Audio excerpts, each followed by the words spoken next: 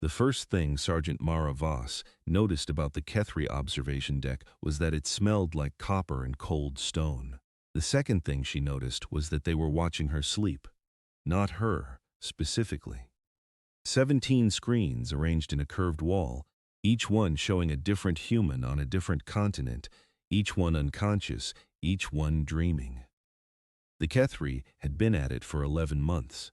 They had catalogued 4,212 sleep cycles across their human subjects. They had produced a report for 36 volumes. And in 36 volumes of meticulous data, they had documented exactly nothing that they understood. Commander Risedor, the Kethri assigned to her case, the one who had pulled her out of a Jakarta transit hub 2 weeks ago and handed her a language implant and a cup of something that tasted like warm aluminum, turned from the screens when she walked in, its secondary limbs folded back against its thorax, a gesture she'd come to recognize as a kind of frustrated embarrassment. "You are awake early," it said. "I don't sleep well on alien ships," Mara said. "Occupational hazard. You sleep, we have observed. You enter the stage of rapid movement behind the eyes for approximately 93 of your minutes per cycle." Raisdor turned back to the screens, "But we do not understand what happens there." Mara crossed the room and stood beside it. On screen 4, a man in Sao Paulo twitched his fingers.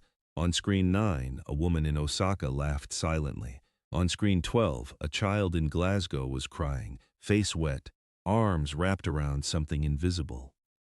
"What do you want to know?" Mara said. The commander's secondary limbs unfolded and refolded.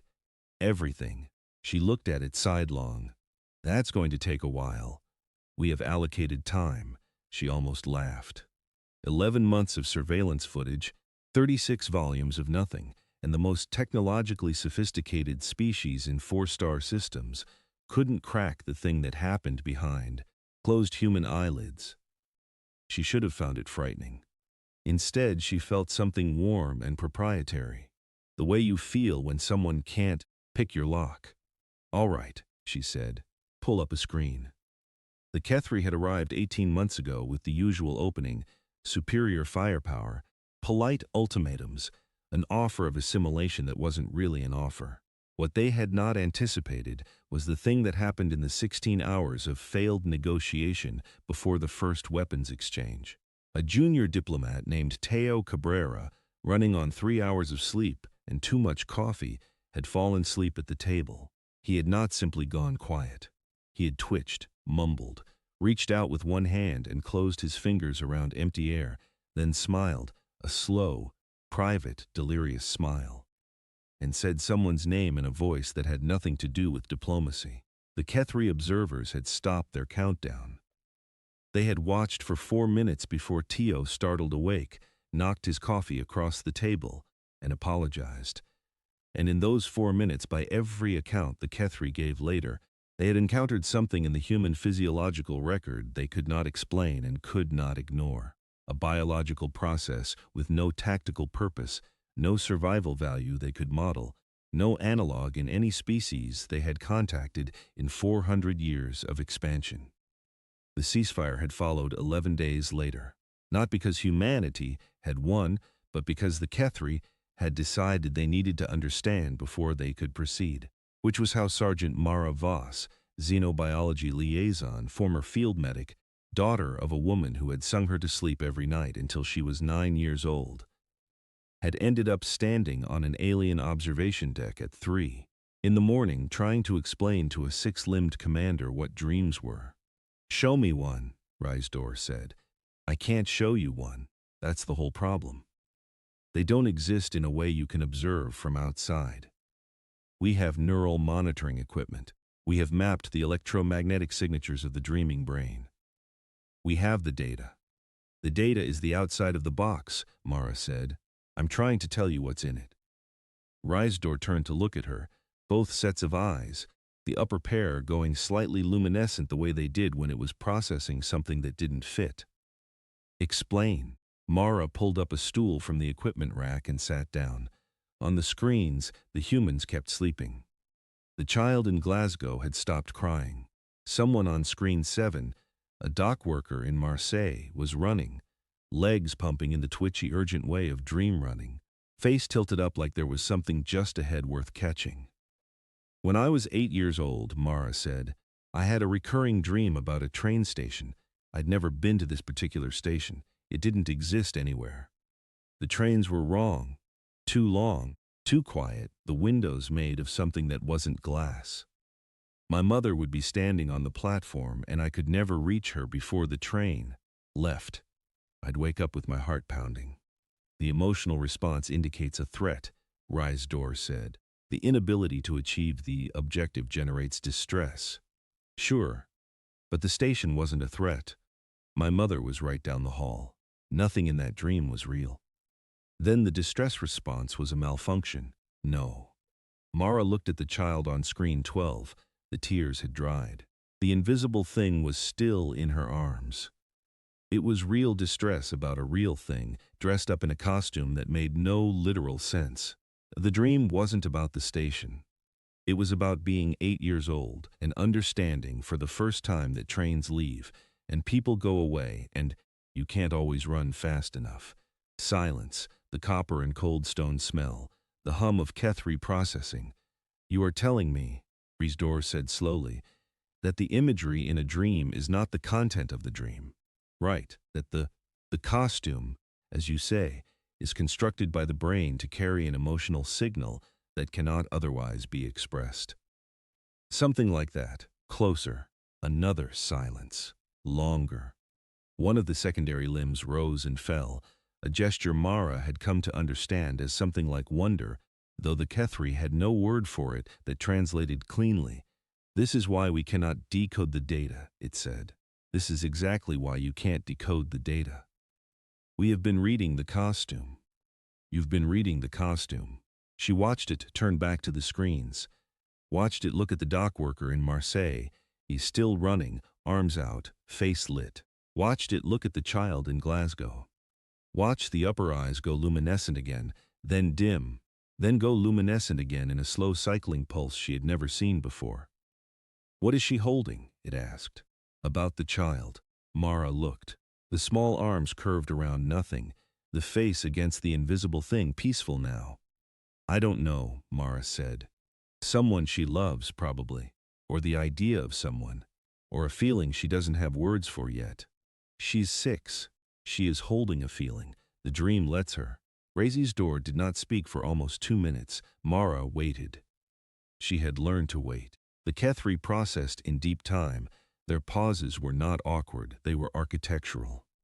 We had a theory, it said finally, that the dreaming state was a vulnerability, a period of defenselessness that an intelligent species would, given time, evolve away from, that it persisted in humans because you were young as a species and had not yet optimized it out.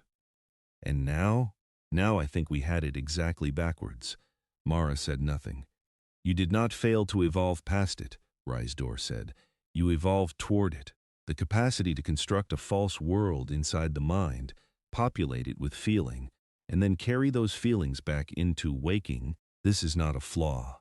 This is a technology. You have had it since before you had language. The dock worker in Marseille stopped running. His face went soft. He'd caught whatever he was chasing. Show me yours, Rysdor said. I can't show you mine. I'd have to be asleep. Then tell me, the train station dream, the recurring one. Mara looked at the screens. 17 humans. 17 locked rooms full of feeling, the most private thing a species owned, and this being, this careful, precise, 400 years of expansion being, was asking her to open the door. She thought about saying no. It was, technically, her right. The ceasefire terms were specific. Voluntary participation. She could stand up and go back to her bunk, and it would not constitute a violation. She didn't stand up. It changed, she said. When I was about 30, the dream changed. The station was the same. The trains were still wrong. But my mother wasn't on the platform anymore. I was. And there was someone else. Someone I was trying to get to on the train before it left. I never saw the face. No. Not for years. Same dream, same ending. Running, not reaching. And then? And then I did. Mara paused. One night I ran fast enough. I caught the door, I got on the train, and I looked at the person and it was just, she stopped. Looked down at her hands.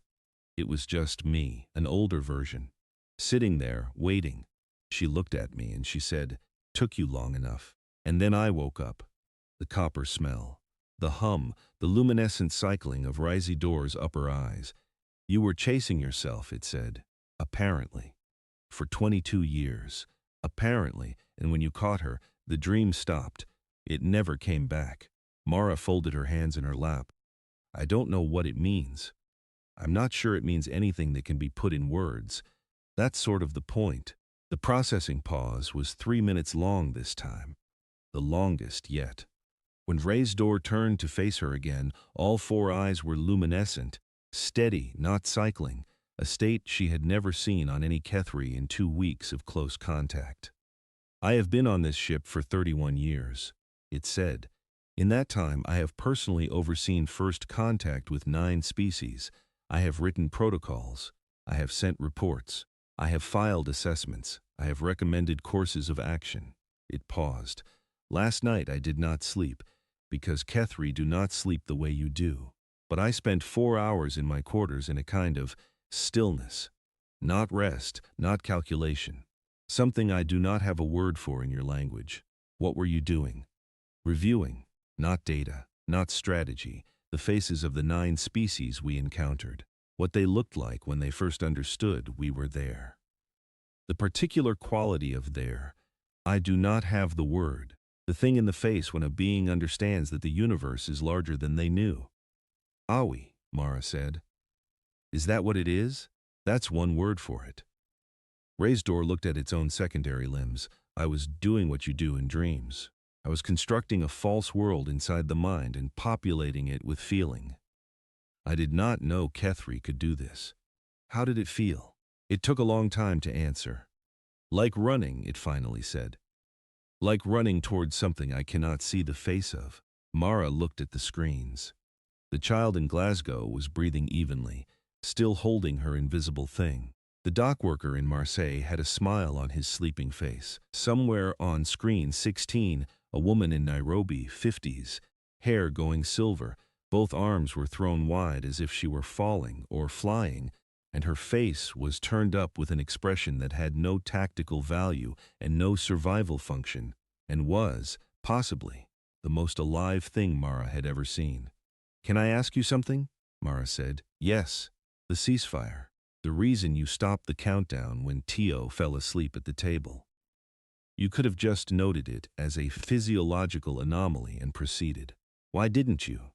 Risidor looked at her for a long moment, both pairs of eyes, the secondary limbs still, because, it said, we had never seen a species do something with no observable purpose. Every behavior we have encountered in 400 years of contact has a function we could model. Your diplomat fell asleep in a moment of existential danger and smiled. A pause. We needed to know what he was smiling at. And now? Now I think that is the wrong question. Another pause, longer. The right question is, what does it mean that you can smile at all in a moment like that? What does it mean to carry a dream into the middle of a war and let it be more real for 93 minutes than the war is? Mara didn't answer. There wasn't an answer, not a clean one. That was the point. That had always been the point. Outside the ship's hull, she had been told, though she had not seen it, the earth was visible, a blue-white weight in the dark. 17 billion people, approximately 93 minutes of dreaming each per night. The math was staggering. The hours of accumulated private world, the cities of feeling that existed only behind closed eyes. The Kethri had come here with 36 volumes of data and found an empty box. The box wasn't empty. It had never been empty. They'd just been reading the outside. "There's something else," Mara said. "Tell me. The dream, the private internal world, it doesn't just carry feeling backward, it carries it forward. What I rehearse in the dream, what I work through in the dream, changes what I do when I'm awake. The station dream changed when I changed, and when I finally caught the train, Something in me. She searched for the word. Something settled. Some argument I'd been having with myself for 22 years went quiet. Dreams are how you process unfinished things, some of them, yeah. Then they are not escapism. They are work, the hardest kind. Ray's door turned back to the screens for the last time. All 17 of them, the sleeping humans. The twitching and laughing and crying and running and holding and flying. Our assessors, it said quietly, concluded that the dreaming state represented a cognitive limitation, a loss of approximately 1/3 of productive capacity per cycle. They recommended that in any long-term coexistence arrangement, humanity's sleep patterns be modified for efficiency. A beat. I am going to recommend instead that no such modification be considered. What will you tell them? That we discovered the limitation was load-bearing. Rysdor's secondary limbs folded in the way she now understood as something between relief and reverence. That what you do in the dark is not separate from what you are in the light. That the two cannot be divided without losing the thing worth studying. The Marseille dockworker stirred. His eyes moved behind their lids, chasing something new. The Glasgow child tightened her invisible arms. Mara sat with the copper smell and the hum and the alien commander that had been doing something in its quarters it didn't have a word for, watching sleeping humans on 17 screens, trying to figure out what it meant to be the kind of thing that could run toward an unseen face for 22 years and call that not a malfunction, but a life. For the record, she said, Teo Cabrera, the diplomat who fell asleep, I know what he was dreaming about. How, he told me, afterward, when we were waiting for the ceasefire confirmation. She looked at the screen. He was dreaming about his daughter. She'd been born 3 days earlier. He hadn't slept. He was sitting in an armored room with a countdown on the wall, and his brain just took him home for a little while. The luminescent eyes went steady again. He was home, Rysdor said, for 93 minutes, in the middle of a war. Yeah. The processing pause was the longest yet, 6 minutes. The screens cycled, the earth turned, and in the silence of the Kethri ship, in the copper and cold and dark, the alien commander of 31 years and 9 first contacts and 36 volumes of data finally said, very quietly, I would like to learn how to do that. Mara looked at it, the secondary limbs at rest, the upper eyes still. Something in the set of the thorax she didn't have a word for yet. I'll teach you, she said, but I should warn you. Warn me. You might not like what you find in there. No, said Rysdor. I think that is rather the point. On screen 12, the child in Glasgow sighed in her sleep and pulled the invisible thing closer. Whatever she was holding it tight. Whatever it was real enough to matter. And that, Mara thought, that stubborn mammalian insistence on building worlds inside the skull and populating them with love and loss and unresolved longing, and people who got on trains and children who were just learning that things go away, and diplomats who went home for 93 minutes in the middle of the end of the world. That was the thing that had stopped a 400-year empire in its tracks. Not weapons, not strategy, not anything you could find in 36 volumes of data. The thing the Kethri couldn't decode, couldn't model, couldn't optimize away. The oldest human technology, the one they'd had before language, before fire, before the first stone tool ever struck another. The dream.